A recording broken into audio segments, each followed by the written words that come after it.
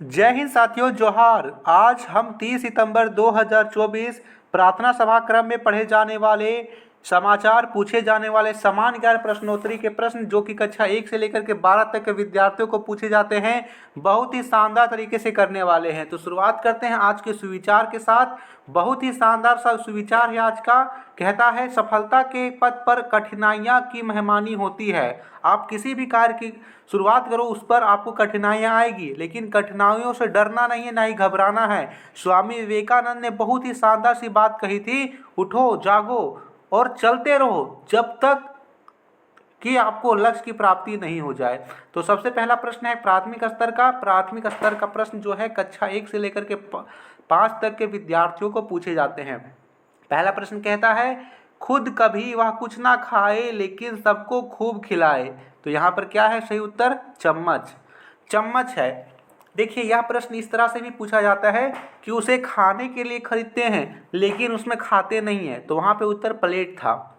4 अंकों की सबसे छोटी संख्या क्या है? सही उत्तर है 1000। ठीक है, इसमें अंक गिनिए 1 2 3 4। 4 अंकों की सबसे छोटी संख्या 1000।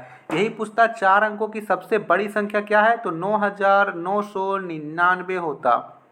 सफेद का विपरीतार्थक शब्द क्या है? सफेद का विपरीत होता है काला। ये प्रश्न परसों भी आया था। दीपिका कुमारी का संबंध किससे है? ये तीरंदाजी से संबंधित है। सूर्य प्रतिदिन सूर्य का अस्त किस दिशा में होता है? तो पश्चिम में सूरज डूबता है, पश्चिम होगा। यदि पूछता है सूर्य का उदय किस दिशा में होता है, तब आप पूरब बताते। अगला है, अच्छा एक प्रश्न और यहाँ से पूछा जा सकता है कि भारत में सबसे पहले सूर्योदय किस राज्य में होता है? तो यहाँ पर उत्तर होगा अरुणाचल प्रदेश। ये चीज़ें नोट कर लीजिए, अरुणाचल प्रदेश होगा। किसे उगते सूरज का देश कहा जाता है? तो होगा सही उत्तर जापान। ठीक है।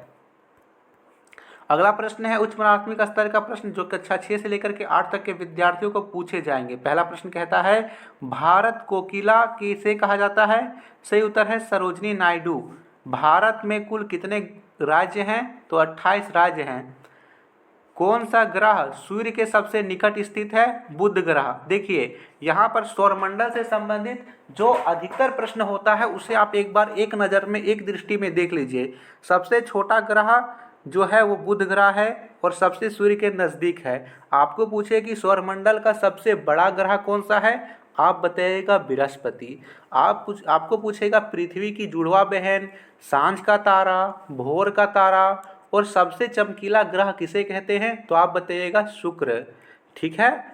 लाल ग्रह किसे कहते हैं? मंगल को। नीला ग्रह किसे कहते हैं? पृथ्वी को। एकमात्र ग्रह जिस पर जीवन संभव है पृथ्वी। कितने ग्रह हैं टोटल? 8 हैं। बुध, शुक्र, पृथ्वी, मंगल, बृहस्पति, शनि, वरुण और अरुण।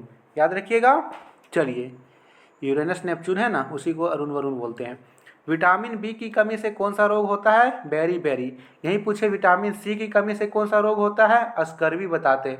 विटामिन डी की कमी से कौन सा रोग होता है? रिकेट्स बताते। विटामिन सी किस में होता है? खट्टे फलों में। विटामिन डी किस में होता है? तो विटामिन डी सूर्य के प्रकाश में होता है। एक फुटबॉल टीम में कितने खिलाड़ी होते हैं? तो 11 खिलाड़ी होते हैं। एक प्रश्न से 5 प्रश्न बनाना सीखिए। सभी चीज़ें आपको एकदम A to Z याद रहेगी। आप आगे चलकर आप ही बच्चे IAS IPS बनोगे तो ये सारे क्वेश्चंस, ये सारे जो आंसर्स हैं आपके IQ लेवल को बढ़ाने के लिए बहुत ही शानदार है। इसीलिए मैं कहता हूँ कि आपको डेली सुबह 5 बजे वाली क्लास हर हाल में लेनी है। ठीक है। इसमें माध्यमिक स्तर का प्रश्न जो कि कक्षा 8 से यहाँ 9 से लेकर के 12 तक के विद्यार्थियों के लिए। पहला प्रश्न, दिल्ली किस नदी के तट पर स्थित है? यमुना नदी के तट पर स्थित है। यमुना नदी के तट पर ही आगरा बसा हुआ है और आगरा में ही ताजमहल है। दिल्ली के में है यहाँ पर लाल किला इत्यादि। विश्व का सबसे छोटा देश कौन सा है? तो यह वेटिकन सिटी है। और सबसे बड़ा देश पूछे तो रूस बताएंगे। पीवी सिंधु का संबंध किस खेल से है? तो ये बैडमिंटन प्लेयर हैं। मानव कंप्यूटर के रूप में किसे जाना जाता है? शकुंतला देवी को। भारत का प्रथम नागरिक किसे कहा जाता है? तो भारत के राष्ट्रपति को। अभी भारत के राष्ट्रपति कौन है? श्रीमती द्रौपदी मुर्मू, जो भारत में दूसरी महिला राष्ट्रपति हुई हैं। प्रथम महिला राष्ट्रपति जो हैं श्रीमती प्रतिभा देवी सिंह पाटिल थे। प्रथम राष्ट्रपति जो है डॉक्टर राजेंद्र प्रसाद थे। अगला प्रश्न यहाँ है, अब मुख्य समाचार। सबसे पहले अंतर्राष्ट्रीय लेवल का यहाँ है, भारत ने संयुक्त राष्ट्र महासभा में पाकिस्तान को कड़ी फटकार लगाई। संयुक्त राष्ट्र में भारत के स्थायी मिशन में प्रथम सचिव भाविका मंगलानंदन ने राइट ऑफ रिप्लाई के तहत पाकिस्तान के प्रधानमंत्री शाहबाज शरीफ के भाषण को पाखंड बताई है। राष्ट्रीय खबर है, अंतर्राष्ट्रीय भारतीय फिल्म अकादमी आईफा पुरस्कार 2024 में पोन्नियन सेल्वन 2 में अभिनय के लिए ऐश्वर्या राय को सर्वश्रेष्ठ मुख्य अभिनेत्री घोषित किया गया है।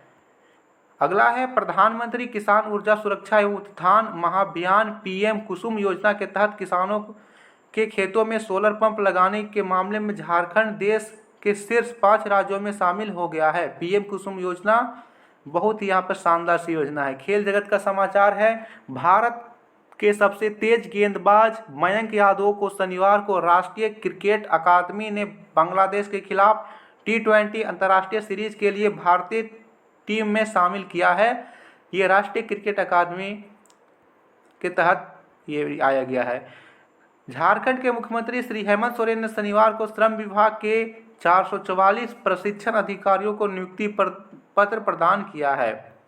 चलिए, आज का मुख्य दिवस जो है 30 सितंबर, आज अंतर्राष्ट्रीय अनुवाद दिवस मनाया जाता है। यह दिन अनुवाद के पेशे के बारे में जागरूकता बढ़ाने और भाषाओं के महत्व को समझाने के काम आता है। आज का वर्ड ऑफ डे है फैंटम, यानी to understand something. I could not phantom why she made such a foolish decision. आज का प्रेरक प्रसंग है मूर्ख शेर और चतुर खरगोश। एक जमाने में एक लालची शेर रहता था जो कि जानवरों पर हमला करता था और उसे मार डालता था। यही कारण था कि जंगल में सभी जानवर उससे डरते थे। एक दिन उन्होंने फैसला किया कि प्रत्येक जानवर अपने शिकार के रूप में प्रतिदिन शेर के पास जाएगा। शेर सहमत हो गया। जब खरगोश की बारी थी तब उन्होंने बुद्धिमान बूढ़े खरगोश को भेजने का फैसला किया। उसने धीरे धीरे यात्रा करते हुए सूर्यास्त के पहले वह शेर के गुफा तक पहुंचा। अति उग्रताहे शेर ने पूछा, तुम्हें इतनी देर क्यों हो गई? खरगोश ने उत्तर दिया, खरगोशों का एक समूह तुम्हारे पास ही आ रहा था, पर रास्ते में बाकी ओर पे एक क्रूर शेर ने हमला किया। मैं भागने में सफल रहा और यहाँ आया। खरगोश ने यह भी बताया कि दूसरा शेर इस शेर को चुनौती दे रहा था। शेर बहुत गुस्सा था और खरगोश को उसे नए शेर से मिलवाने के लिए कहा। बुद्धिमान खरगोश शेर को एक गहरे कुएं के पास ले गया और उसे उसका खुद का प्रतिबिंब दिखवाया। जैसे ही शेर ने गर्जना की, उसके प्रतिबिंब ने भी वही किया। वह अपने प्रतिबिंब को दुश्मन समझ बैठा। गुस्से में शेर दूसरे शेर पर हमला करने के लिए कुएं में कूद गया और वहीं मर गया। इस प्रकार बूढ़े बुद्धिमान खरगोश ने जंगल के सभी जानवरों को बचाया। इस कहानी से हमें शिक्षा मिलती है कि समस्याओं के बजाय समाधान पर ध्यान केंद्रित करना महत्वपूर्ण है। तो बहुत ही शानदार सी कहानी थी। छात्र प्रतिज्ञा आप एक बार देख लीजिएगा। धन्यवाद। वीडियो को ज़रूर शेयर कर दीजिए साथियों। Thank you.